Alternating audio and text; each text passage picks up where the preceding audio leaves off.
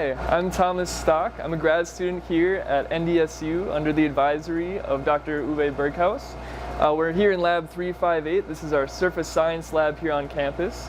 And I'm going to talk a little bit about some of the research we do here. So this big fancy machine here is known as an ultra-high vacuum chamber. And the goal of it is essentially, it uses all these different pumps and essentially turbo pumps to pump out as much air as possible from there.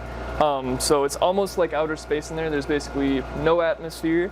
And the goal of that is so that we can use all of our different equipment to study very specific parts of the surface of our various chemicals. So the research I'm doing in particular focuses on a form of carbon known as graphene. So it's a very thin layer of carbon atoms, and what we do is we essentially study the kinetics of different reactions on there. So we're going to dose just a little bit of gas on there. It's going to stick on to our graphene, and then we're going to study what's going on that surface.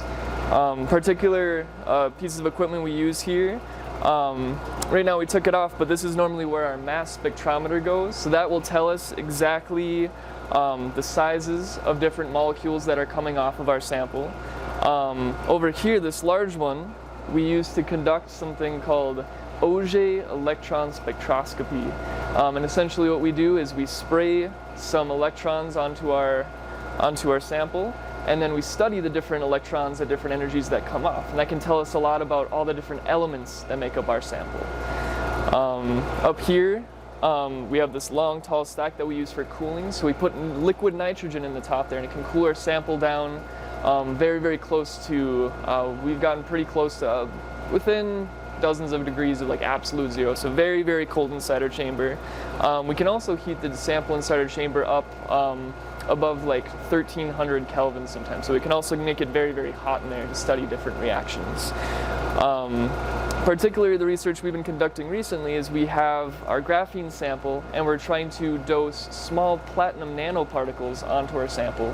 And we essentially just want to see the different kinetic reactions with these platinum particles. How hot do they still remain stable? If we dose things like carbon monoxide on there, how will more platinum on our sample affect the binding energies versus less platinum on our sample? And if we can tune that just right, we could use something like this in sensor applications for making sensors for like NASA or outer space or for the rockets and stuff. We also do some reactions on just clean graphene. We've been dosing a lot of different sulfur compounds on there and seeing the different adsorption reactions on there. And essentially we're doing that to see if graphene could be a good catalyst for these different reactions.